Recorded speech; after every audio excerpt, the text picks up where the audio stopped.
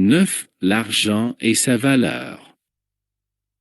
Vous le savez, aucun guide de lumière ne vous dira que l'argent est mal. C'est en vouloir plus que de mesure, quel que soit le moyen, ou abuser d'une autorité concédée par l'argent qui vous est souvent préjudiciable en tant que progression d'âme. L'argent en lui-même n'a que la valeur et le pouvoir que vous lui concédez. L'argent est un outil d'échange plus ou moins standardisé que vous pouvez utiliser pour le meilleur ou le pire. Les civilisations qui ont accordé à l'argent tout pouvoir sur leur planète ont souvent fini dans le chaos. Effectivement, des systèmes de dette se mirent en place pour avoir toujours plus et, alors, c'est à ceux à qui appartenait la dette que le pouvoir fut finalement remis. Ces civilisations ont oublié que l'argent devait juste simplifier les échanges pour éviter des échanges de marchandises trop lourdes ou difficilement transportables. Bien sûr, cela ensuite fut devenu fort pratique, mais encore une fois, les dettes sont souvent autogénérées et elles sont fortement déconseillées dans les civilisations avancées. Les intraterres ou civilisations plus avancées n'utilisent l'argent que pour acheter ce qu'ils ne trouvent pas dans leur propre contrée. Ainsi, sur Terre 2, chaque jour, chaque conscience est créditée d'un certain nombre de points minimum ou salaires. Ceux qui ont les points minimums ont ce que vous appelez encore un revenu minimum ou revenu universel, et peuvent tout de même échanger ces points contre des services s'ils ne trouvent pas ces services offerts. Effectivement, il est inutile de verser trop de points dans le système de Terre 2, car il n'y a pas d'obligation de vendre. Ainsi, les cultivateurs offrent souvent les fruits et légumes à ceux qui viennent les chercher. S'ils ne peuvent les chercher, il existe des navettes de livraison gratuites, conduites par des chauffeurs qui aiment cette œuvre, et sinon la livraison en magasin est faite par les cultivateurs. Mais là, il y aura quelques points de livraison à payer, la nourriture restante gratuite. Il en est de même d'un tas d'œuvres. Ce que vont payer les citoyens n'est en fait que le fait de ne pas avoir été eux-mêmes à la quête de ce qu'ils désiraient. Souvent, certaines cités sont spécialisées dans un domaine ou un autre. Cela est assez malin pour faire en sorte que les œuvrants en production gagnent tout de même des points en coût de transport, car ils regroupent un savoir-faire. Il existe des cités spécialisées dans les étoffes et d'autres dans la technologie. Tout cela arrive aux mains de tous via des magasins où effectivement il s'agira d'acquitter une part du transport en points. Ainsi, par ce système, vous l'aurez compris, plus vous achetez local et moins cela vous coûte, et cela permet de faire vivre chaque cité de manière assez autonome sans qu'elle soit ruinée par une cité fort lointaine, voire extraplanétaire. Nous le verrons dans la section déplacement, mais pour ceux qui vont chercher leurs achats, cela leur permet d'y accéder plus facilement. Si un service doit être fait par une entreprise extérieure à la ville, tout se passe encore ici par la plateforme d'échange. Il appartient à celui ayant demandé ce service de nourrir et loger tous ceux qui œuvrent pour lui ou de se faire aider par quelqu'un qui œuvre dans ce type d'organisation. Ici encore, c'est le service qui dépend de la distance de déplacement des personnes. Les actes de vie prévoyant que chacun a droit à une demeure, si une personne réclame sa demeure, alors un nombre de points lui est automatiquement attribué correspondant au coût moyen en points des demeures de la cité où il a décidé de s'installer seul ou avec sa famille, cela modifiant le nombre de points, bien sûr. Si une personne désire quitter sa maison, une autre peut lui être attribuée ailleurs, et son ancienne demeure est placée dans la plateforme d'échange sous une valeur moindre de points de construction.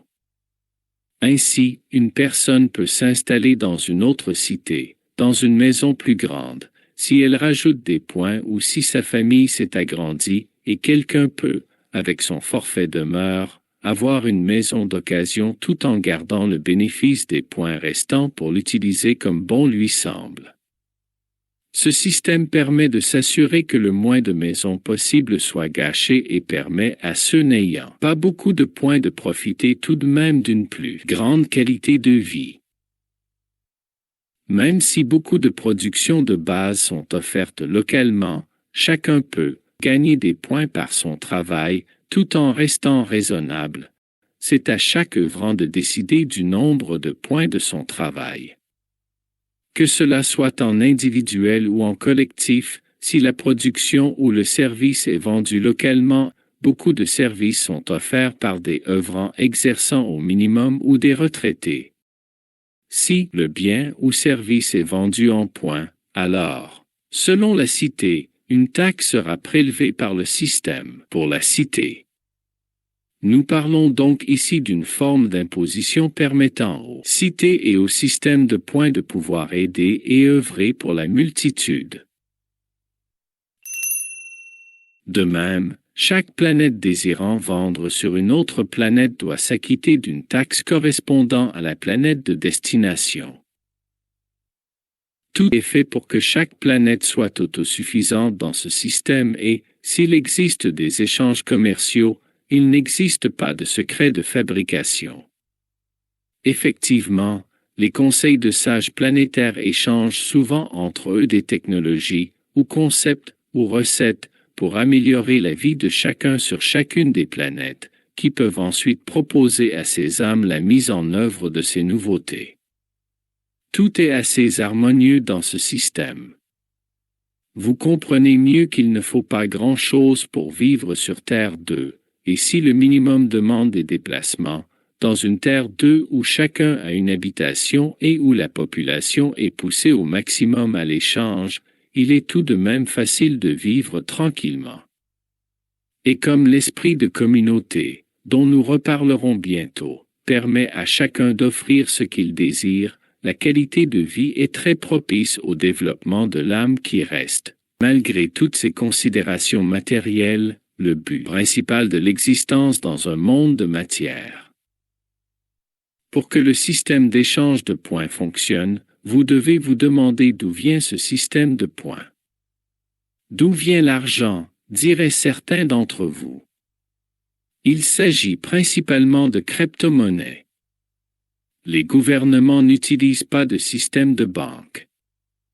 Les actes de vie, nous reviendrons dessus plus tard, prévoient durant la vie de chaque conscience divers versements correspondant à ses besoins. Il n'y a pas de dette générée. Encore une fois, seule une dette pourrait renverser ce type d'économie, l'échange est toujours préférable à la dette. Ainsi, quand une conscience reçoit un nombre de points pour sa maison, elle n'y a droit qu'une seule fois par acte familial, sauf en cas de changement de situation de vie comme un changement de famille, de couple ou une naissance, et il est vérifié que les points donnés ont été utilisés pour au moins leur fonction. Tous les 10 ans environ, chaque conscience a droit à un montant en points lui permettant d'améliorer sa condition de vie ou celle de sa communauté selon son choix. Les gouvernements versent chaque année un montant en points à chaque cité ou communauté pour aider aux œuvres communes. Le nombre de points attribués est par habitant. Tout cela est décidé dans un grand conseil de sages et un conseil interplanétaire. Le conseil des sages étant composé de guides lumineux, il est veillé à une stabilité et il n'existe pas d'inflation dans ce système, car les consciences ne cherchent pas le profit. Souvenez-vous, au-delà d'un certain profit, tout doit être reversé à quelques proches puis à l'État. Mais une seule conscience ne peut vivre dans votre luxe actuel, car ce luxe est un délit pour la planète. Les ressources planétaires utilisées pour ce luxe seraient inconsidérées par rapport aux besoins réels d'existence des consciences.